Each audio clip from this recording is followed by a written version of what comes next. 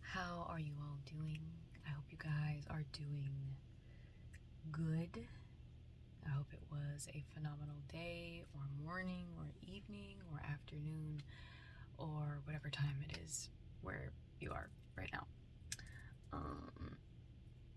I am happy to be in my closet doing another video. I really mean it. Like, I love these videos. These videos are, I have my entire day that I live, and then I get to come and chill out in this closet at the end of the day. And I get to yap, and I get to talk uninterrupted. It's amazing. I love it. And I also get to remember to drink more water.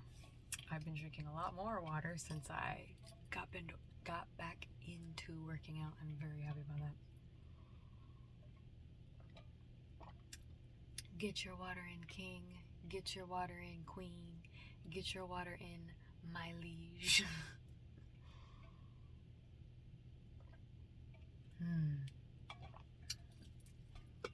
Oh my gosh.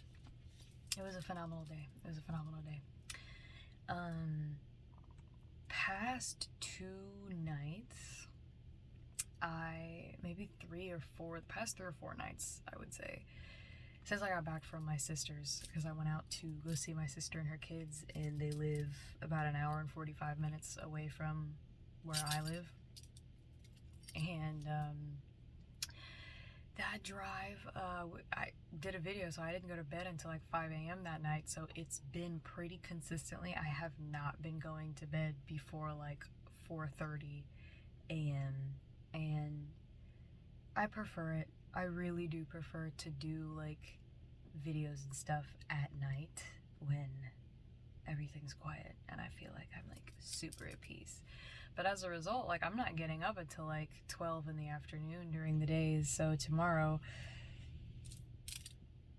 excuse me, I'm actually going to head out 2 minutes and 22 seconds as I say this. I'm actually going to head out and go out and hang and do some work outside of the house, you know, get some fresh air. I think it's really important to not get so comfortable just being inside all the time. Fresh air is really good for you. I find it so funny that people are like, damn it, I have to take a walk for like my stupid depression because they say it makes me feel better, and then people go on a walk and they come back and they're like, damn it, it worked. That's me. I actually get into these places where if I'm in a house or I'm in an apartment for an extended period of time and I don't go outside, I could 3 minutes and 3 seconds as I say that. So maybe you are one of these people. We gotta get out, even if it's going and walking to your car, taking a couple deep breaths and walking back. It's really good if you have any kind of greenery around you. If you live in the city, you know, to just kind of go outside occasionally and get some of that fresh air. It's so good for you. Helps your pores, it helps your like air circulation in your chest and stuff like that. So I think that's incredibly important. But today I got up, I did some work, some like other work that I wanted to get done today, and then I just realized there's a bill I need to pay. I'm gonna pay that tomorrow. It hit me, I was like, no, I forgot to pay it today. But so I did that, and then I washed clothes, because whenever I go to my sister's house, like, I love my sister's house because it's just animal central. Like, there are pets everywhere. They have chickens, they have dogs, they have a cat. I mean, if it was up to my sister, she would live on a farm. She would prefer to live where the animals roam. They can be in the house. It was funny because I went over there and a chicken just like hopped up and went inside the house, and I was like, this is crazy. I have never seen chickens this comfortable in an actual house. They just walk around and they just looking around and then they go back outside. It's hilarious. Chickens are funny. And then I actually, I don't know if anybody watching this has seen the, whatever the car commercial was, 4 minutes and 44 seconds as I say this, so maybe you have seen it. The car commercial where they have the chickens and they're moving them like this, but their heads stay still because their heads do like the camera gyro thing. So maybe because I said 4 minutes and 44 seconds. Maybe somebody has an idea for like commercials or skits that they want to do. So yeah, you should do that, because honestly, commercials for me, I will sit through a commercial. If the music is good, they got me. I'll be like, skip. Oh wait, oh, the beat dropped. Okay. Like, I'll sit there, I'll watch an entire commercial, a minute and a half to 2 minutes long, if the music is good. If the commercial makes me genuinely laugh, like with the chickens, it was really funny to me because they just kept showing the chicken from different angles, and then more chickens came in, and it was just my brand of humor. So if you're a person, oh no, once again, did I put on my, I have to remember to put my do not disturb on, because this is oddly enough the time where people who be contacting me want to talk to me at night, and I'm like, please stop. And so many of these people don't know I do videos on YouTube, so I can't be like, hey, this time's blocked off for me to do videos. For most people, I'm just like, nah, I'm asleep. Like, 6 minutes and 6 seconds as I'm about to say this, there is somebody, stop keeping your phone on. What is on my face? I think it was toothpaste. Stop keeping your phone on if you are not getting good sleep. Put your phone on do not disturb, put your alarms on, and get your rest. Stop letting everybody have access to you 24/7. Somebody told me, they were like, listen, my cell phone is for my convenience, not yours. Because there are a bunch of people out here who do not have cell phones. There are people who, they have a landline. And for those of you who don't know what a landline is, it's a phone that is, that, you know, sometimes it has a cord, sometimes it doesn't, but it is a phone that stays in the house. There are people who don't know what a landline is, so I want to make sure that I explain those types of things, because I am a 90s kid. So there are people who do that, and then they don't have cell phones, and it's like, you gotta leave me messages at home. Like, I don't think we as human beings were meant to always have access to each other at every waking moment of the day. So I am a big proponent in making your cell phone work for you. If a text message comes in and you feel pressured to respond just by nature of feeling pressured, push yourself to wait to respond. There are so many people out here, like my sister and I were at my grandmother's house, and my grandmother was like, I've been trying to contact your sister all day. I was like, just go upstairs. She's upstairs. And she was like, I've been texting her. I've been calling her. I was like, my sister is not chronically on her phone. She prefers to not have a cell phone if possible. She has it for safety reasons, but 9 times out of 10, she's not on it, and it bothers other people. And she's like, I don't care if it bothers you. Like, if I was a stranger that you didn't know and I told you I don't have a cell phone, the only way you can contact me is through email and my home number, you'd get over it, and that's how you would contact me. But people who know us be thinking that they are owed our time. That's not true. So, for somebody who is watching, learn what the do not disturb button does for you. D&D, that button is amazing. Once I've started using it at night, I don't get phone calls in the middle of the night. And the truth of the matter is like, why, like, if somebody's trying to contact you because they're having an emergency and they live in a completely different state, back before there were cell phones, that person would have had to deal with it anyways until you contacted them. That's the way I see it. I know some people like to be on call, they like to be ready, and if that's how you like to be, that's good. But if you are a person who gets irritated because you're trying to sleep and you're getting a call at 3 a.m. from a friend who, you know, had a bad breakup or has some issue happening, and they're like, I just want to call and vent right now, if you feel moved to do so, then obviously do it, you know. We don't do one size fits all here. There's definitely, and 9 minutes and 9 seconds as I'm saying that, there is no one size fits all for every situation. When I say things, it's because I'm moved to say them, which means there is someone watching who their situation, this is going to benefit. So that's why I do that. Or why I say stuff like that. But yeah, man, do not disturb is amazing. It's changed my life. Even though I'm not getting to bed until super late, I'm getting decent sleep. I actually did.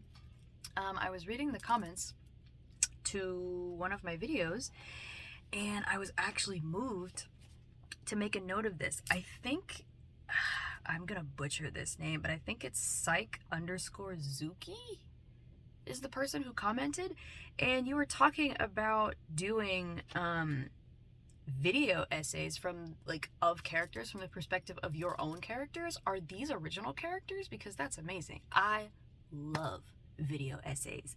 Let me see, because I wrote this down. I'm not wearing my glasses because fuck glasses. No, it's like you need them to see. You shouldn't say that.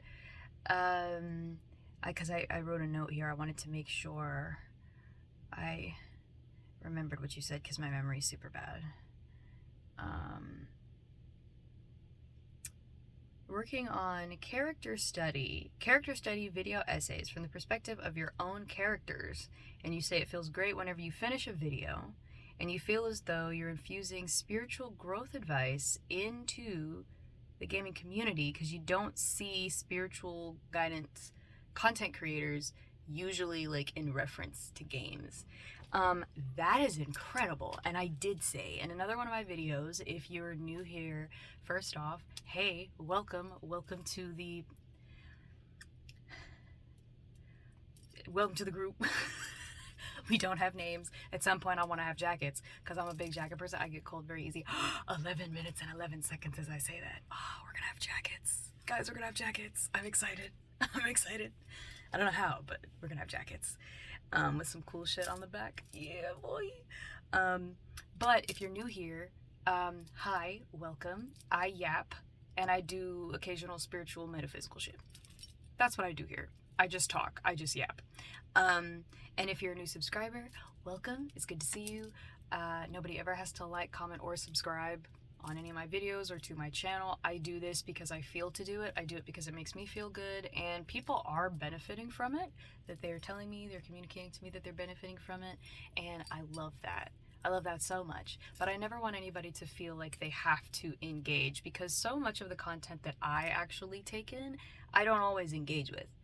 I'll watch a video and I'll be like, man, this video was super funny, but I might not like it because that is the only video by that creator that I care to watch. I will favorite it, 12 minutes and 12 seconds as I say this, I'll favorite their video, I'll put the timestamp of what it is that I wanted to watch in there, and then I'll move forward and never watch another video of theirs again. So that's why I don't usually tell people that they should subscribe, because maybe there's one video that I did that helped you, or there's one video that you enjoyed and that's all you want, and that's perfectly fine too. But yeah, in another video I had said that if you guys are celebrating anything that's really positive that you're excited about, or you're just looking for some support, you're looking for people to kind of have you in their prayers and their thoughts, you're looking for good vibes, you can put that in the comments. If you are working on projects, or if you're working on things that you're really, really excited about, put those in the comments. And again, psych_Zuki did exactly that. So thank you for doing that. That's amazing. That's incredible. That's incredible. So my question to you is, do you post these video essays on YouTube? 13 minutes and 13 seconds as I say that. So do you post these videos on YouTube? If so, do you have a favorite video that you have done? If you do have a favorite video that you've done, why is that your favorite video? And so it's so they're characters, they're your own characters. That's amazing. I love y'all. I love creatives. Creators are some of my favorite people. I too am a creative, a fellow creative. But I, as an audience member, really enjoy seeing other people do stuff. That is awesome. I'm so glad that you are doing this type of content. I adore video essays. I'm such a big fan. I used to watch video essays all the time. I watch stuff by, again, Kenny JD. I used to watch... I forget the channel name, but it was a channel that did, it would be video essays as to why a particular movie did well or why it didn't do well. Writers something was the channel name. I used to watch stuff that talked about novels and stories being turned into film and why they did better in the book versus why they're in the film, or just video essays of characters. So I saw a video essay a long time ago about Rick Sanchez from Rick and Morty, and why, there's so many people who feel like they're like, Rick just gets me, but that's not the point. The point of the show is not for people to feel aligned with Rick. If you do feel aligned with Rick, that's not entirely a good thing. It's a good thing for you to look at why. I love video essays. So I'm so proud of you for getting into it, for doing it. And yeah, if you're doing video essays and you're doing editing and stuff like that, that's crazy. That's crazy. Even if you're not doing editing, like doing videos like this, they're very time consuming to do. So that's amazing. That's amazing that you're doing that. That's so awesome. Yeah, I definitely am probably going to at some point, because I have a laundry list of things that I need to watch and things that I need to listen to. So at some point, if you're posting them on YouTube, I'll probably go by and see what it's about. See what's up. Let's see, what else? Did I have anything else that I wrote down? No, it's true. It's true. There aren't a lot of people who deal with spirituality referencing games. You see a lot of, like, it's weird. It's like spirituality and metaphysical work, like shadow work and all of that, is its own genre, and then it's separate from entertainment. Typically, I would have to agree with you. I see, and just for anybody else watching, I tend to see a lot of that stuff in its own genre. I don't see it infused with entertainment. Which is weird because entertainment is such like the act of creating is such a spiritual thing to do. You're going into your mind, and whatever type of creative you are, you're taking something from up here and you're literally putting it out in the physical realm for other people to see, and you're going, here it is. It's there for you to critique, it's there for you to judge, it's there for you to see, it's there for you to contemplate and consider. So I think it is interesting that typically in entertainment sees like spirituality and metaphysical work as kind of being weird. It's only kind of joked about and kind of oh, you're a cleric, oh, you're a sorcerer. It's not really taken like as seriously as say like other jobs when people are dealing with, like, if you're writing a novel or a story about a person who's a lawyer, it's usually taken far more seriously than a person who does spiritual or metaphysical work. If they're a therapist, it's taken more seriously. But like spirituality has been, and to be honest, it's because it's mainstream now, and then before it was super mainstream, people just don't understand it. And so I think that's why you don't see it being discussed in those spaces, because it makes a lot of people uncomfortable. I remember writing somewhere with a couple who I was cool with. They, like my ex and this guy worked together, and we were driving somewhere and they got into a heavy discussion about why religion and spirituality is just, it's complete shit. And he went on this rant about why it's, you can't prove it repeatedly. I can't hear it, taste it, touch it. It's subjective. So it's something that is really only, like, it's one of those you have to believe it to see it type thing. So he was like, and then a big part of his issue, which I do agree with, is that it is oftentimes used to control other people.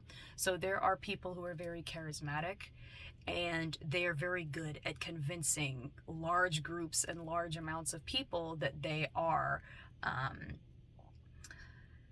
that they're on such a high level that everyone should be kowtowing to them and listening to them and just listening to everything they say. And these people abuse their influence in order to make money, in order to have fame, in order to have multiple wives. Like, if you've seen any of the true crime, or not true crime, but like the a show that I was watching a lot for a while was Evil Lives Here. For those of you who are into like true crime, you're into murder like shows, Law and Order type, documentary style, like murder mystery type things. Evil Lives Here did a lot of episodes that discussed people who were pastors, particularly men who were pastors, who would be very charismatic and they knew the Bible forwards and backwards, and then they would say they were messengers from God. And because they were prophets and messengers from God, and they just knew 19 minutes and 19 seconds, so I don't know why this is relevant to somebody. But these types of people were very dangerous because they knew exactly what to do to manipulate mass groups of people. And then, like, at the beginning, it seemed fine because they were like, oh, we're following God's word to the T. And everybody following them was like, yes, we're good Mormons or good Christians or good whatever the religious faction was that these particular, like, self-proclaimed holy men were a part of. and everything would be fine. And then they would start being like, oh yeah, so because I'm a prophet of God, I can sleep with anybody's wife that I want to. I can marry, this person's daughter and she's 16 and I'm in my 50s. Like, that type of stuff was happening. And then usually from that point, it just goes downhill, where you have these people controlling and abusing massive amounts of people, and it's happening generationally. That, if you're interested in stuff like that and it doesn't disturb you, I would go watch Evil Lives Here, because it really is a fantastic think piece when it comes to spirituality and when it comes to religion in general, and seeing what happens when you have people who get into those positions. They take that whole spirituality, they take one's belief system and they use it to their own advantage. And it's absolutely awful. It's absolutely awful how they would do it. But I think that's, again, one of the reasons we don't see it talked about in like a positive way. If we do, it's like in kids cartoons. So like Master Oogway, the turtle from Kung Fu Panda, like, he's very spiritual. He's very like locked in. And, he's like, you could either do this or you could do that. It doesn't matter as long as you're like, locked into self. And it's just so great. I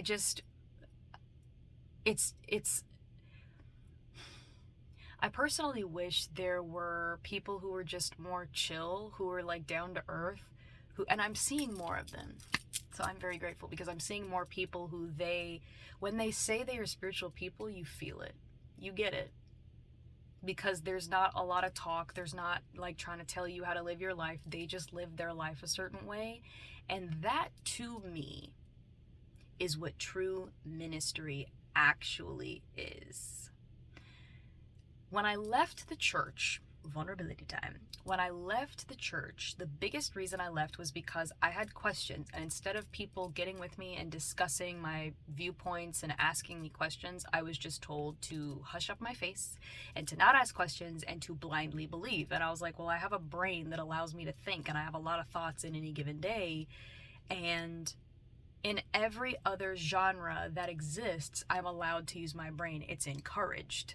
It's encouraged that I am curious when I'm dealing with like history courses or math courses, or if I'm trying to be in politics, or if I'm trying to be an architect. Using your brain is something, and being curious and figuring things out is something that it's good. But for some reason, when it comes to the spiritual, when it comes to religion, I'm just supposed to just blindly follow everything. I had a very big problem with that. And I never felt like I was close to anything. I read the Bible multiple times, forwards and backwards. I used to be the queen of the game, Find the Text. It might be called something different. 23 minutes as I'm talking about this. It might be something different to anybody who also is currently religious or used to be, where you had a person and they would yell out a Bible verse, a chapter, a verse, and they would say, read from this to this, and you would have to just blindly like open it and you'd have to find it. I was the queen. I knew where all of it was. I was like, bruh, you can't stop me. I was really into it too. Like, there are a lot of things about being in the church that I actually enjoyed. I enjoyed the music. I enjoyed the camaraderie with people my own age. I enjoyed the ability to go out, on certain days and give back to the community. I enjoyed, being around people who shared a similar belief system but would also challenge you and ask you questions. Now, the people my age used to do that, but everybody above me was very much so, like everybody older than me was very much so, that's not what it's about. It's about being the perfect Christian. And this is what turned me off of the entire experience. And then I went on a path that a lot of people go on, which is, what is God to me? What is spirituality to me? What does that practice mean to me? Because I was so used to everybody telling me what it meant. People telling me, well, you don't believe if this isn't happening. I'm like, how do you know that? You don't know what my relationship with God is. You don't know. You're not in my head. You're not here when the lights are all off and I'm by myself. You weren't there when I was sitting on the side of the road debating whether or not to be here, and I was praying, and I was really struggling during that time, and it seemed like there was nothing happening, and I was the most devout I had ever been in my life, and I was receiving no answers. Nobody was there for that. So whenever people would talk to me about God or about religion, at that point, I had nothing for them. I had nothing for them. I was like, you can take that. You could go somewhere else with all that. Have fun. However, once I was able to reflect back upon that part of my life, and I was really able to start working on healing through a lot of the anxiety and a lot of the depression and the thoughts that were very much so, I don't want to be here. I volunteered as tribute not to be here anymore. Like, the fear of being just the worst human being alive because of some of the thoughts that I had, and being like, oh wow, there's a being that knows my thoughts and he knows my heart, and the way that I think sometimes is not good, so like, why do I even try if I'm gonna burn in hell forever? Like, I was very afraid most of the time when I was still heavily in religion. And again, this is not everybody's experience. There are people who are very fulfilled. It works for them. They feel joyous, they feel happy, they feel fulfilled, they feel protected, they feel loved. And to those people, I'm so happy for you. I'm so happy for you. And I would never try to tell somebody to walk away from a path that is working for them. If your results are resulting, boo-boo, do your thing. But for me, my spiritual journey was being raised in the church. And then I stepped away from the church. I struggled for a really long time, and then I started to ask myself, what do I want for me? What do I want for my life? And how does my own spiritual practice, if I am to have one, what does that even look like? And it started with therapy. It started with, I don't know, we're talking about some heavy stuff in this video, so I don't know if there is somebody out there right now, if you're watching this and this is your journey, it's similar, or if you're kind of in a place where you're like, I'm not really happy with what's going on. This is a safe space. This is a safe space. So if you were struggling, or if you have been struggling, you are free to put that in the comments. Again, I am no stranger to delete or block buttons. So if I see anybody being rude in the comments, if I see anybody harassing anybody in the comments, things are getting deleted. It is what it is. At some point, I feel like I need to have friends who I give access to these videos, and I tell them, hey yo, if I don't catch it, please go catch it and delete the shit out of it. Do it with such joy. Do it with vigor. Like, when you delete it, I want you excited. Put energy into it. But we're all about support here. We're all about love here. And when people are talking about this in particular, this is a very sensitive topic for a lot of people, because unlike like what you do for work, it's very personal and it's very unique to you. It's a very intimate situation. So like now, I was in a bookstore. I was in Barnes & Noble. I love Barnes & Noble. I'm the type of person who I'll be like, I'm in the middle of reading this book, and then somebody's like, you want to go to Barnes & Noble? I'm like, yeah, I'm just gonna browse, and then I'm at the cash register like, hey, so I'd like these 2 books, please. I do enjoy, as an aside, as like a side note, I do enjoy reading. Currently I'm reading through the Sandman graphic novels. Like, I'm really enjoying those. I know that the show, it's all either on like Apple TV or Netflix, Sandman, and it's Neil Gaiman, for anybody who's wondering. I haven't seen the show. I haven't watched the show. Part of the reason is because I actually saw another book by Neil Gaiman that I read. He is actually currently my favorite. Well, he's my second favorite author. My first favorite author is Louise Penny, and she writes the Inspector Armand Gamache murder mystery series. If you like murder mysteries and the settings of like really cute like villages or towns, it's amazing. It's amazing. Louise Penny, love it. I love her writing. I love how she tells stories. But Neil Gaiman, I've read a good chunk of the work that he's done, And one of my favorite books that I read by him was American Gods, and I watched the show and I was very irritated. I was very irritated with how they decided to do the show. That is its own conversation. I'm not a person who believes that every show that is done off of a book needs to be exactly like the book. I think that you can take certain liberties if the writing is good and if it makes the story better. What I don't like is people taking something from a book and taking liberties that put in basic ass tropes, basic ass love triangles, which really aren't love triangles. In most cases, they're love V's. It's two people and then one person that those people are fighting over. For me, a love triangle is there are three people and each of those people is, they are involved. That to me is what a love triangle is, but that's neither here nor there. But why did I start talking about that?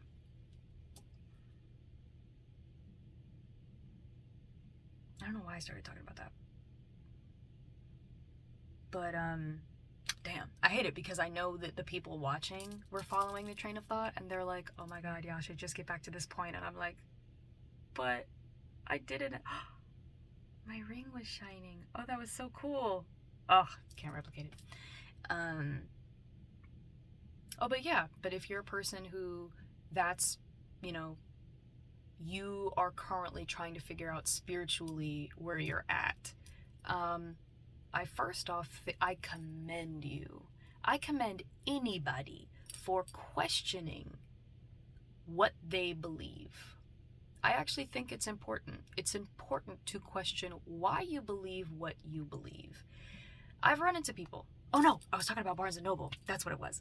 So I was in Barnes & Noble and I was sitting there with my sister and a couple of friends, and a young woman came up and she said, hi, do you guys have a minute for me to, she said something along the lines of, do you have a good relationship with Christ, or do you have a good relationship with God?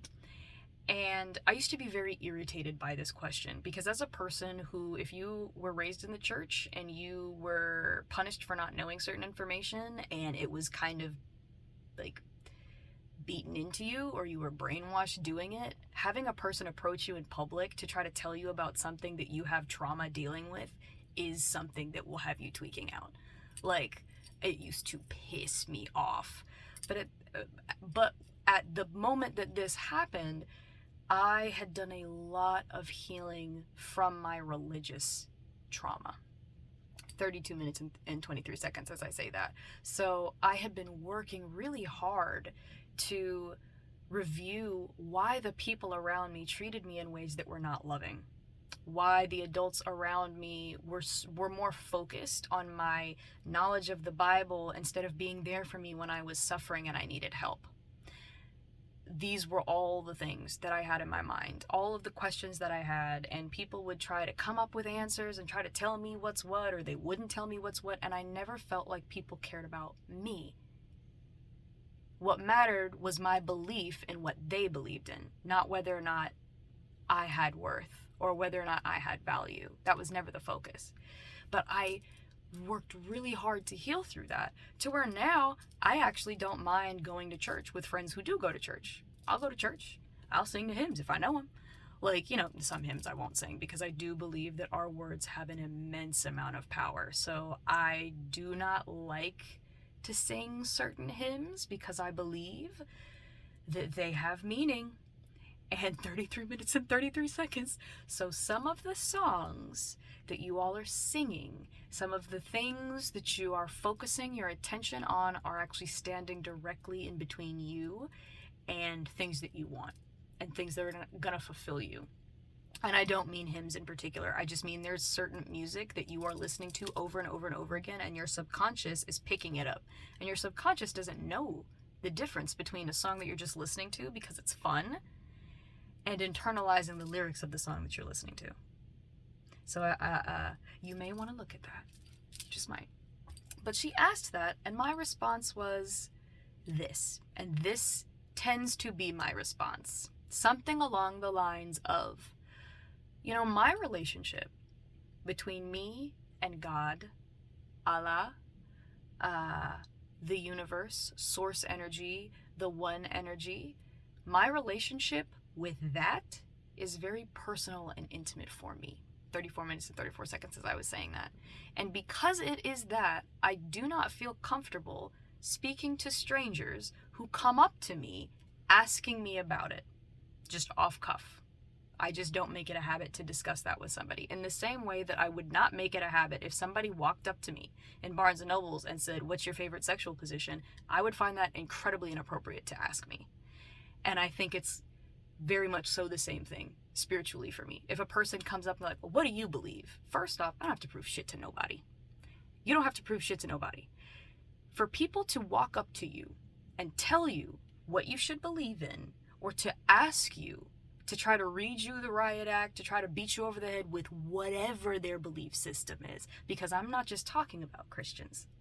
As a person who was born and raised Seventh-day Adventist, which I was not aware, because of where I grew up, I was not aware that Seventh-day Adventism is not like so global that everybody knows what it is. When I was at Full Sail, I had said, "Oh yeah, no, I totally understand," because somebody was talking about religious like rules that you have to follow and like punishments for not following them. And I was like, "Oh, well, I definitely get that because I was raised staunch Seventh-day Adventist." And like, "What's that?" I was like, "Well, essentially it's very, very similar to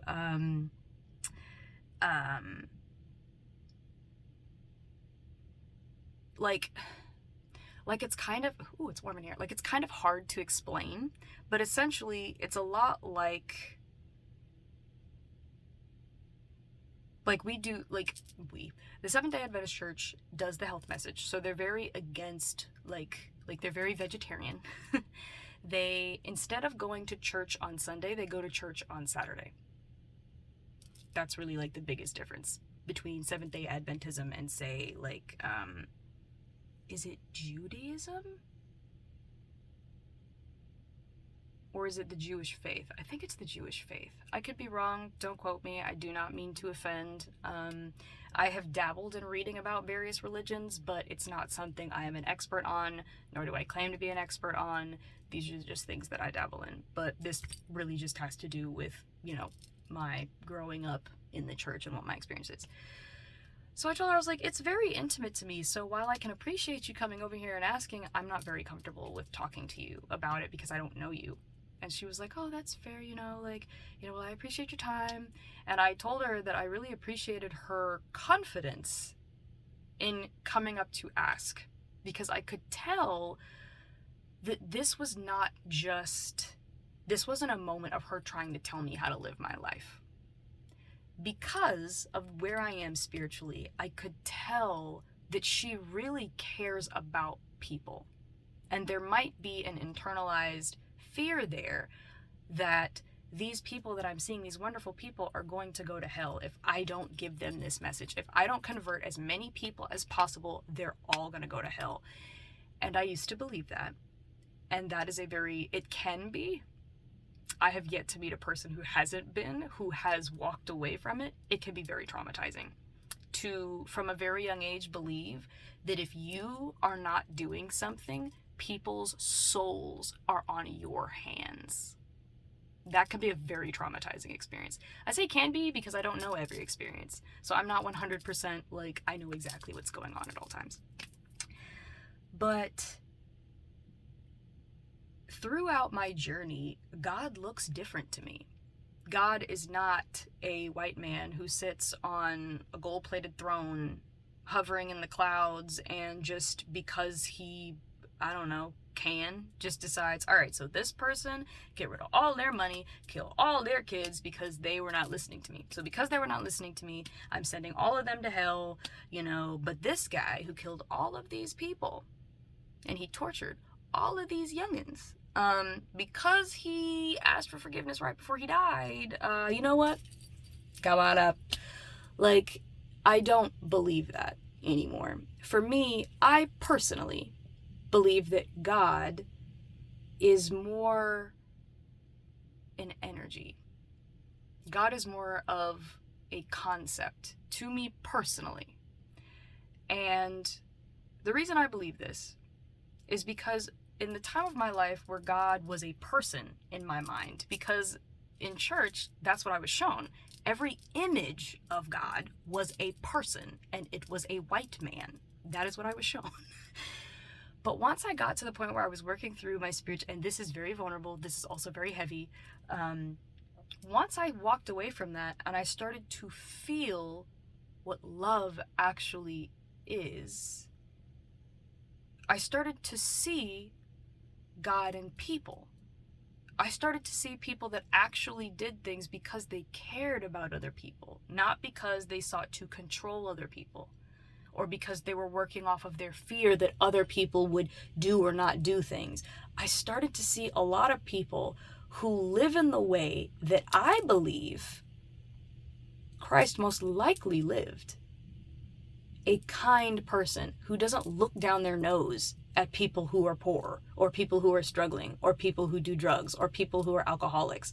A person who genuinely cares about other people. And that's such a big deal for me. That's why the whole paradigm of love is a state of being. It is not simply an action. 40 minutes and 40 seconds as I say that. Love, I believe, is a state of being, because when you are constantly in a state of love, you treat everybody differently. It's a lot less about who is not following rules, who is not doing what you want them to do, and it's more, what can I do? How can I view a person? How can I meet them where they're at? That is who and what I believe God is. I believe God is love. God is kindness. God is setting boundaries with people and letting them know, hey, yo, this is not kind. This is not loving. This ain't it, fam. Let's do something else. Let's try something else. Now, my goal here of doing these videos is, again, just vulnerability. I do not seek to make anybody believe what I believe. I do not seek to turn anybody off or on to anything. I am simply telling you all what I am moved to tell you. And I'm surprised that I've spoken as much as I have about this, because this is a hot button issue for a lot of people. This is a hot topic that there could be some people, I might have to delete some comments on this one. We'll see what happens. But my journey has been constantly this tug of war of me being like, do I believe in things that I cannot see? Do I, what am I doing? For me, I just wanted to be happy. I was tired. I was tired of being fucking miserable. I was tired of constantly crying. There was a period of my life where every night, every day, I would be laughing, I would be joking, I would be out with friends, I would be out with family, we'd be having a great time. And the minute I got into the shower, I would cry silently to myself because I was miserable. I was like, I'm tired of this, Grandpa. I was so fucking tired. And I was like, nobody's gonna miss me if I'm not here anymore. Not a single person. I'm out. I don't want to do this. But there were reasons why I stayed. And it's funny because the reasons at first were like really small. And then I think I may have said it in a video, but my sister was one of the biggest reasons why I was like, I'm gonna hold off. And then more reasons came out for me to be here. More stuff started happening. And now I don't think that ever. I never think that. I know that I have worth. You have worth. You have a reason to be here. You are lovely and you're beautiful, and I'm not talking about physical appearance. Although, odds are some of y'all kind of fine. Probably. There are more attractive people out here than people be noticing. I find 43 minutes and 43 seconds, so you fine. Whoever's watching this video right now, you fine. You must be. Because when you observe more in the world, you see more beauty. You see pretty things. Like, the YouTuber that I have a crush on, Pezzy, he had said at some point in the Clueless podcast that they have, he said he likes to go to pretty places. He likes to see pretty things. And I've heard a lot of people be like, Stopping to smell the roses isn't just a saying. It's you're actually pausing to observe the world around you and to see how amazing it is and to see how beautiful things actually are. You tend to miss beauty when you're rushing, when you're moving, when you're trying to achieve, when you're constantly about a goal and you're not about being in the moment. Again, I think there's something to be said for being focused, for being driven, for being motivated, for being strong. 44 minutes and 44 seconds as I say that. There is something for that. If you are one of these people, I'm proud of you for being on it. I also would implore you to take the time to observe the people, the places, the things, the experiences around you. Really ring it out. Be there. Be there in the moment as things are happening. But for me, I would not change what happened. I would not change some of the really not great experiences I experienced growing up in the church. I wouldn't change those because I am now at a point where I am so happy. I am so happy. It's crazy. Even in days where I'm irritated or I'm pissed, I'm happy. I'm fulfilled. I'm joyous. I laugh so much more now. And I guess in a way it's because I have found a version of God. I've found that energy that just permeates through everything. And I see it and I love it and I recognize it in me and in everybody else. That's why typically I'll say that energy has all kinds of names. It's been described. I think the definition of God, dodgy. I don't remember the exact definition, but there is one particular religion where the term God, it is not a name. It's not a name. It's more a position. It is all-encompassing, omnipotent, omnipresent energy. It's energy. It flows through everything. It is what everything has come out of. And it's incredible to be locked into that space. And for there to be so many different ways to show up in that space. Like, the fact that there are so many things that I actually do agree with that are in the Bible. There's so many things, and I've been like, this resonates heavy. Some of it don't. And the reason some of it doesn't resonate with me is because some of it, they're not lessons. They're more stories about things that happen. And I'm like, so we're supposed to idolize this behavior? But if everybody did this, the world would be in shambles. There are a couple of stories. There are a couple of stories in there. If you go back and you read them. I actually bought a Bible not too long ago to go back through and read some of the stories because I was like, maybe I'm remembering these wrong because some of these were intense. And then I read them and I was like, no. I remember reading this, and it's crazy that you would have a child read this and go, yeah, happiness. Like, oh my gosh, it's crazy. I am at the point where at this point in my life, I rock with so many different types of people. Walks of life, religions, ethnicities. I rock with so many people, and it's because I love them where they're at. I'm not trying to change them. I'm not trying to make them somebody else. I'm just loving them where they're at. And to me, I think this was a point I was making before, true ministry, to me, is living in a way that inspires other people to live better. Inspiration, being inspired by somebody, is not something that you do by telling somebody what to do. People become inspired because they are drawn to what is. Something is sparked inside of them that inspires them to do and be better. And there have been so many people that I have met who have inspired me. Gary Jones, the president of Full Sail University. I went to one of the behind the scenes tours. And while I was there, he got up and he was like, hey guys. He got up there with his cool sneakers and he did his talk and he did his thing.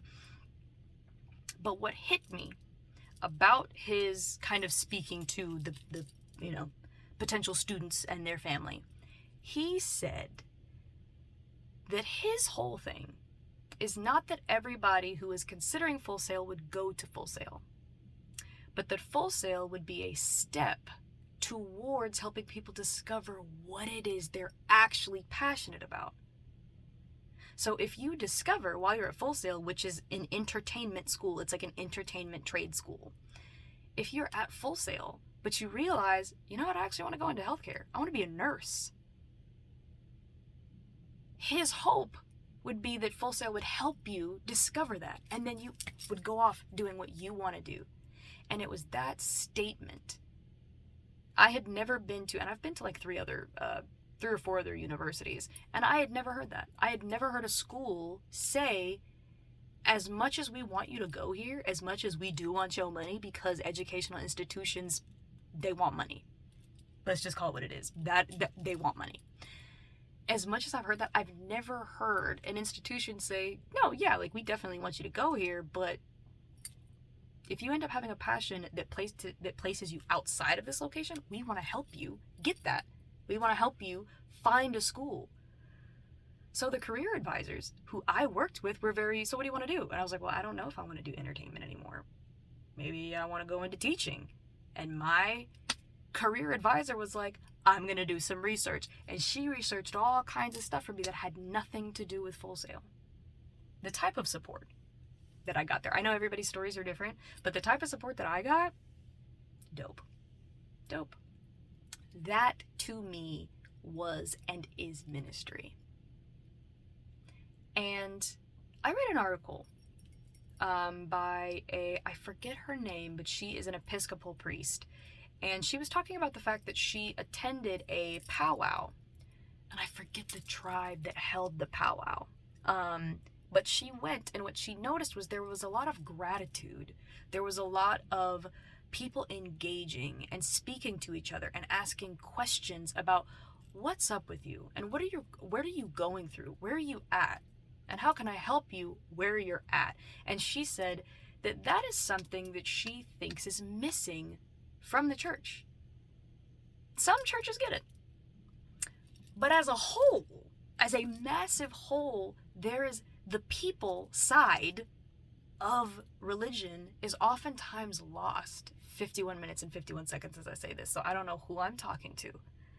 I might be talking with somebody who disagrees with me, and that's totally okay. I love and respect you. If you disagree with me, if you think everything I'm saying is complete bullshit, that's totally fine. You are welcome to unlike this video. You're welcome to uninterest it. You can do whatever you would like.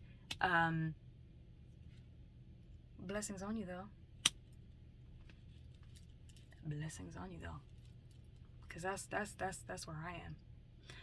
But gratitude and caring about other people is missing from the types of areas where that is actually, it's supposed to be the basis. For me growing up, I believed the basis of religion and church and spirituality should be connecting with people, with nature, with the divine. And there was so much of that was missing. So much of it. There were moments, there were like brief moments where I would see it and it would make me emotional. But for the most part, I saw a lot of people trying to tell people what to do. I saw a lot of people trying to force people into positions that made them uncomfortable. I saw a lot of lack of consent in a lot of ways. And so I would say to the people watching this video, this is why I really would like people who are watching these videos to go for it. Whatever it is that you are moved to do that is supporting people, that is being a creative and putting that work out there, you have no idea who you are ministering to, who you are showing, who you are laying out kind of a path for other people to walk behind you. They're seeing that it can be done. So, to psych_Zuki, I think it's incredible that you're doing what you're doing and you're infusing spirituality into that area. I believe that that is the point of spirituality. I believe that spirituality should be in everything, including science. I believe it should be everywhere. Because it's not so much about what you should do and what you shouldn't do. It's about connecting with something bigger than yourself. A large entity, if you will, a large energy, believing that we are all connected. The humans, the animals, the planet, believing that we all are on some level each other. Like, I do believe that a lot of people who I run into are versions of me. So it's why I actually don't get angry at people like I used to. Like, I used to get furious with people about things, and I would just be like, how could you do this? You a piece of shit, blah, blah, blah, blah, blah, blah. And sometimes I still do that. But for the most part, 54 minutes and 54 seconds as I say this, for the most part, I get where people are coming from. Does not justify some of the things they do. But I understand it. I get it. Because as I've been doing spiritual work on myself, I see the rawness of what it is to be human. I see the dirt. I see the muck, the grime, the unattractive side of humanity based off of how my own mind works. And so it allows me to look at other people and go, you know what? This person, they're struggling. Like, yes, they just cussed me out. Yes, they used the N-word with the hard R, but they're hurting. This person is hurting. There's clearly something going on. And the more you focus on yourself and the more you are growing in yourself, the more you're going to see it. So those of you who are just now starting your spiritual journey, if you're seeing this and you're at the beginning of your spiritual journey, prepare yourself to see a lot. Prepare yourself to see people, 55 minutes and 55 seconds as I say this, prepare yourself to see people for what they actually are. Human. That's what we are. We're human. And I have to say, throughout my entire journey, I'm so grateful because now when I speak to people in my life who actually are Christian, who we vibe, you know, we can have such great discussions. We disagree on things, we don't agree on everything, but we have such great discussions and we can be there for each other. That's the point. Community. Like, to me, that's what it's all about. It's all about supporting each other. It's all about being here for each other and loving on each other. So, yeah. So I'm going to close that because that is, I think I'm done with that piece. I always have to make sure I do my dress up so that's not doing weird stuff. So, that was a lot of vulnerability on my thoughts concerning that because, again, it's been such a hot topic. If you're a person who's never been religious and you didn't grow up in the church, let me let you in on something. It's a lot of them, not all. A lot of them are very cult-like. It's very much so surviving a cult because you are treated like a number. You are a single soul. And the whole point is that your soul be where other people want it to be. It's not about you. And again, this is not the case for everybody. There are some people who, whatever religion they're a part of, whatever denomination, whatever, you know, kind of group that they're in, they get so much joy. And they're so happy. My grandmother is very much so, she is Seventh-day Adventist, and she's very, she's a devout woman. She's actually, I would consider her a prayer warrior. This woman spends more time in prayer than anybody else I know. And we used to not have a lot to talk about because we disagreed on a lot of things when it came to the Bible and when it came to belief in God and who God is and what does God do and what does God want and how intricately does God involve himself in our lives? Or is he sitting back and he's like, well, I gave you all these tools, so use them? Like, what, is he a micromanager or is he more of a parent figure? And it's only after I healed from so much of my religious trauma that I was actually able to sit down with her, and now we talk. She'll pray for me and I let her pray for me. I don't let everybody pray for me because, again, I believe that words have power. So when people be like, can I pray for you? Sometimes I'm like, no, I do not know you. I don't know what your intentions are. So if you do, just know, spiritually, I'm blocking because I don't know you. That's like somebody being like, oh, hey, can I don't know, Can I come over to your house? I don't know you. No, you can't have my address. What are you talking about? This is crazy. But I'll pray with her. We've read Bible stories together. She actually gave me a devotional. And I tend to use her devotionals because I use them in the same way and breadth that I use tarot cards and oracle cards. I essentially will use it to start my day with a meditative thought. And it's pretty great to be able to connect with her and for her to know. And she knows that I'm not, I don't identify as Christian. It's not something we talk about because I know that she would prefer for me to, but it's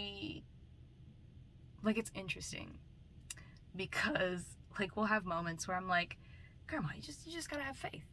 As small as a mustard seed, remember? I'm like, I still remember some scripture and I use it. I use what the result historically has been good.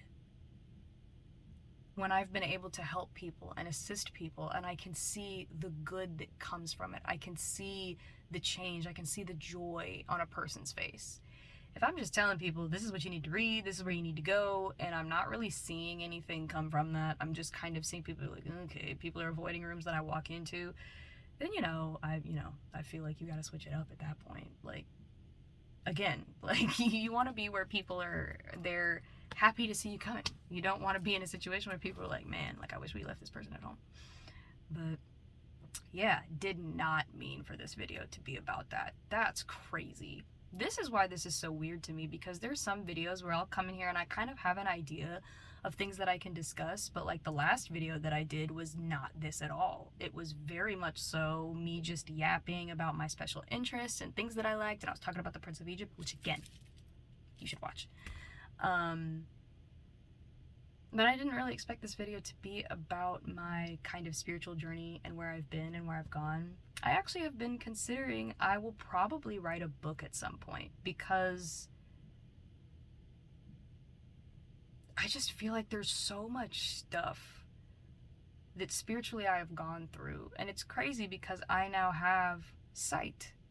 I can see certain things. I know certain things. I understand certain things. And I didn't study, I just know it.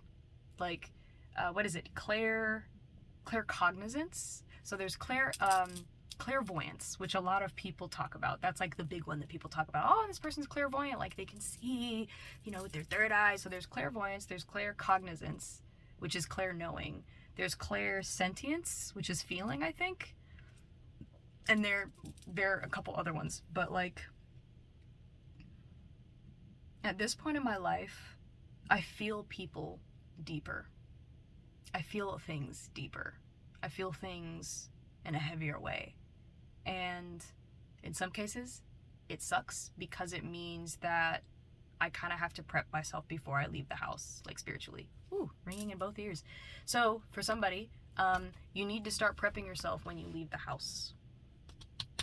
And something that I like to do personally is I will wear things that make me feel protected, energy-wise. So I wear these bracelets typically when I go out because this one actually is representative of my ancestors, and this is just, these two are very any negative energy, block, block, block, not getting in. But you should look up ways, and for those of you who are religious, for those of you who are Christian, who do watch these videos, and some of the things that I say do resonate with you, look up imagery. Look up imagery in the Bible that was protective in nature. And wear that imagery if it makes you feel safe and it makes you feel protected. I'm very big on wearing things that make you feel a certain way, because then that energy, you exude that energy. I'm telling you, man, there are people out here, I believe they're blessed and highly favored. I'll see some people walk by and I'm like, no, that person's got aura. That person is a powerful person. It's crazy. It's crazy. And I believe this year we're going to see a lot of people wake up to their spiritual or metaphysical abilities. They're going to wake up to connections. They're going to wake up to understanding that life really isn't about so much of what we've been told it's about. Like, oh my gosh. It gets irritating for me to hear people talk about some of the same stuff over and over and over again. And for me, I don't have a problem with it unless it's like, where's the humanity? Where's the humanity? Like, the amount of people who are like, this is how to get followers. This is how to get likes. This is how to blow up overnight. And it's like, but have you prepared that person's spirit for that? Like, the types of people who want to blow up, a big part of the reason they want to blow up is because they don't feel like they were validated. I saw a post that said, if your kids all really wanted to be famous, like they really, really, really wanted to be famous, it wasn't because of the work they wanted to put out or the good they wanted to do in the world. If they just really wanted to be famous, it's probably because they didn't get the validation. They didn't get the attention from their parents. And that was me for a long time. I wanted to be famous so badly. I wanted to have the millions of dollars. I wanted all the cars. I wanted to be able to walk into my garage and go, I can choose any of these bitches in here and I can drive wherever I want to go. I wanted to have islands. I was shopping for islands at like 15. Like, I found websites that sold islands and I would be tracking how much they costed. And I was like, yes, this is going to be me. But it was all for the wrong reasons. It wasn't because I wanted to give. It wasn't because I wanted to enjoy it with the people that I loved. It was just because I wanted to stun on everybody. Like, ooh. So, with that being said, really look into what you believe in. What do you believe in? Why do you believe what you believe? Where does that belief come from? Because a lot of the beliefs that we have, we do get from other people. We see what other people are doing or not doing, and then we say, well, I want or do not want this thing for myself. And that's totally fine. But I think it's worth to look at. It's worth looking at and viewing and seeing, what do you actually want out of your life? More and more people that I meet, they're like, I just want to feel fulfilled. I want to feel like what I'm doing matters. I want to feel like I'm helping people. I want to feel like I matter. And you do. You do. Every person watching this video, I don't care where you're from, I don't care what walk of life you're on, I don't care where you're watching this video, you matter. You have worth. You have power. You have power that is universe given, spirit given, God given. There is power in you. There is love there if you'll allow yourself to tap into it. Some of y'all are afraid of love. I've felt that in other videos that I've done, but I've never been moved to say it until now. Some of you all are afraid of love. You're actually afraid of the love that is coming for you because you don't know how you're going to show up in that relationship. Like, there's some of you that really, like, you realized you were part of the problem in your other relationships, and you're like, well, I don't want to get into a relationship with, you know, my aforementioned soulmate and mess it up. Now, here's the thing. You're going to make mistakes because you're human, my love. We all make mistakes. That's what this is about. That's what this whole thing is about. Is about being human and doing things. And we oftentimes forget that because we fill our attention with so many different things. But really, it's about being human. It's about making mistakes. It's about connecting. 8 minutes and 8 seconds on my timer as I said that. You have value. You are powerful. You're amazing. You're amazing. You're amazing. And to those of you who are watching this video and your goal is to try and convert people to anything that you are doing, I would ask you to really ask yourself why. What is the purpose? And not the overall purpose, but what is the purpose for you? What is it going to do for you to try and do that? I don't know why you need to ask yourself that question. I'm just moved to tell you to ask yourself that question. And you don't have to put that in the comments. Like, some stuff I'm like, yes, put this in the comments so we can support you. But vulnerability and authenticity is difficult because you will not be free from being judged. You are not free from being critiqued, and you are not free from people telling you they do not like what you put out there. I'm willing to do this because I'm moved to do it. Because I have experience with being judged. I have experience with being critiqued. I have experience with people telling me that the things that I say or the things that I do or what I bring to the table isn't shit. I have experience with that already. So I don't mind doing this. But I would say you do not have to put your business out there. So in these comments, it is indeed a safe space. But on the off chance that I don't catch somebody, just know, if you do post something, make sure it's not anything that has any private information or any information that's going to be like trackable, I guess, for you. I would not put that out there. You got to keep yourself safe as you are, online and doing things. But right now, I don't actually have like enough people commenting and following for that to be a problem. So if you would like to put something in here, you are welcome to. Again, you don't have to, but I know sometimes it helps. It's beneficial, and it helps to be able to type out stuff. Like on Jadina's videos, I be in her comments like, oh my gosh, this thing happened to me today, and thank you for this video because it helped me with X, Y, and Z. Like, I have no problem commenting on other people's videos because I enjoy it. I enjoy it so much. But yeah, that is what I would say.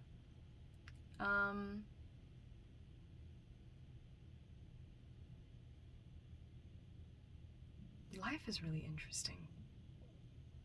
I never thought I would be sitting in front of a camera talking about these topics, because these are things that I do not talk to people about typically in my life, because I'm not interested in hearing what other people have to say about it most of the time. Whoa, an hour, 11 minutes, and 11 seconds, so that was just a bunch of ones across the screen. So somebody needs to hear this. I typically am not interested in talking about spirituality, my metaphysical practices, my religious upbringing. I do not talk about those things with most people, because most people do not talk to listen and engage. They talk to talk. They talk to be heard. And while there's nothing wrong with talking to communicate things and to be heard, there is something wrong with not listening. There is something wrong with whenever you get into a space, you are telling people your thoughts and your opinions, and you are not listening, you're not asking any questions, you're not engaging. You are more interested in being validated than you are in caring about others and really validating others. If you're ever in an argument with somebody, by the way, if you validate their emotions, that does not mean that you agree with what they did. I saw that as a post, 12 minutes and 12 seconds as I say that. I saw that as a post at one point, and I have to agree. In many cases, when I disagree with people or they disagree with me, I'll be like, no, I understand where you're coming from. So you feel like X, Y, and Z. And they're like, yeah. I'm like, no, I totally get that. I definitely understand how you could feel that way. Like, it does suck when la la la la. But just because you validate a person does not mean that you're giving them a pass on things that are not cool. Bullshit that they've done, or them, stepping all over your boundaries or mistreating you. Validating another person, in my opinion, is just showing the other person that you see that they are human. You get that they are human, and you know that you are human. Validating someone else's emotions, to me, is the minute that you and I lock it in right here and we understand we're not objects to be conquered. We're not things to be moved. We're not things to be changed. We are energetic beings who are all experiencing this experience in not the same way, but in the same, like we are all manifested in the same way. So you are a human being, or not a human being. You are a spiritual being living a physical human being experience. And the person who you're dealing with, that is exactly what they're doing here. They're also trying to figure out what they're doing. They're also trying to learn. They're also trying to understand and contend with challenges in life. in my negotiating class that I took at Full Sail, something that I really liked, it was the one big thing I took away from that class, was when you are negotiating, instead of trying to convince a person to give you everything you want, or instead of being afraid of giving the other person everything they want, instead, and I forget the term that was used, but what you're trying to do is you're both trying to get something. Negotiating should not be simply about compromise. It should be about finding the best possible outcome for both parties. So the example that was used in class, and you might, if you know what this is, please put the link in the comments, or say what the example was. But essentially you have two children and they both want an orange, and there's only one orange, and they're arguing over it. And it's like, okay, so both children want the whole orange. So cutting it in half is not going to work because both kids want the whole orange. Now, you could do compromise in that area, right? Where one gets half and one gets half, but that's not what they want. So each child begins to ask more questions. Instead of trying to vie to get the whole orange, it's like, why do you want the whole orange? Come to find out, one of the children wants the whole orange because he wants to eat it. He's hungry. While the other child wants the whole orange because she wants the peel so that she can shave it and use the shavings for something. So then what ends up happening? They peel the orange, and the kid who wants to eat it eats the part of the orange that's edible, and the kid that wants to use the shavings and the peel gets the peel. And it was the best possible outcome for both people. And in every situation, there are so many other ways to do things, but because we try to jump, we get really impatient, and we try to jump to get ours and to get what we want. We don't typically sit back and try to see things from as many different angles as we can see them. So yeah, I don't know, 15 minutes and 55 seconds. So I don't know what the purpose of this video was. And I'm always going to say that. Sometimes I do know the purpose. Sometimes I'm like, somebody needs to be inspired right now. Somebody needs to be empowered. But with this video, this was the last thing. Particularly the religion stuff was the last thing I thought I was going to talk about. So I would love to know your thoughts in the comments. Again, anything mean, I'll delete. But if there are any opinions, I probably won't delete those, because if opinions are just an opinion, I don't mind. If somebody goes in my comments and they say Jesus is Lord and I believe God is our Savior, that is a belief. That is your belief. I'm not going to delete that comment because that's your belief.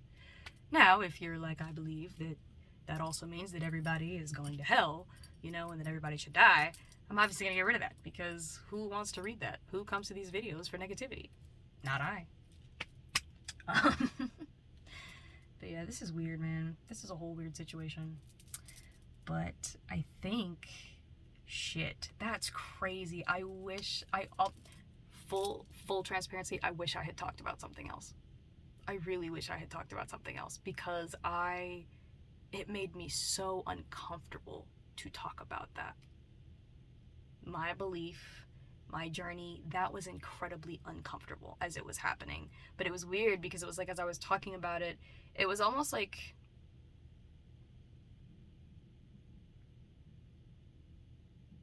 being moved to do something is weird, because you have a part of your brain that goes, logically we shouldn't do this, but when I'm moved to do stuff, I kind of have to do it. Like it's like an itch that has to be scratched, But I love you. The people watching this video, I love y'all. I'm constantly, if you so choose to accept it, I constantly send positive vibes through this tiny phone to the people watching these videos, because I believe that you all are great. That you all are going to do great things. And some of you have already done great things. And this is just kind of like a pit stop. It's another phase to the greatness that you have already achieved. I believe some of you are going to be the new waves of vocal artists, and I'm very excited for that. Some of you are going to be new waves of film people. You're going to act, or you're going to produce, you're going to direct. I believe some of you here are going to change how we see art. I believe some of you are you're going to change how we see business. how we see all kinds of things. I think we've got some, what do they call it? Something makers and something shakers. I don't know what the phrase is, but I really do care about y'all because I care about humanity. It's the weirdest thing. I know somebody on the other side. If you're still watching the video at this point, please put that you watched the video up until this point, because this is crazy. Like, I always thought that when it came to videos that shorter was better. So for me to be moved to do videos this long is weird, because I know that a lot of people don't have the attention span for stuff like this. So, I mean, the cool thing is there are some people, my bestie is actually one of them, who will put timestamps in the comments. So if you go into the comments and you're moved to click a timestamp, do that. You don't have to watch the entire video. My God, you don't have to. It's a lot of yapping here. And it's gonna be worse when I have somebody else to yap with on camera. I know that's coming. I don't know when, but I know that's coming. I'm going to have people that I yap with because I'm interested to ask people their ideas, their opinions, and I know they're going to be people who I talk to who are going to help you guys out, who are going to be there with information, or who are going to be there with love for you and support for you, because that's really what I want for all of y'all. Alrighty, well, I think that's enough for tonight. I'm going to go to bed so I can get up early to head out and do stuff tomorrow and be productive. But again, blessings on your journey. I praise and bless your journeys. There is much love for you in the collective, in that place, in the divine. There's so much love for you there.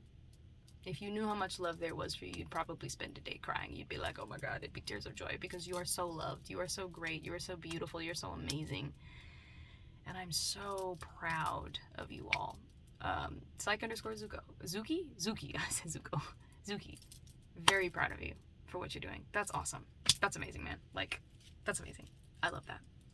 But anyways, love you guys. Mwah. Have a good morning, evening, afternoon, or night, wherever you are. And I will holler at y'all tomorrow night. Again, most likely. Alrighty. Bye.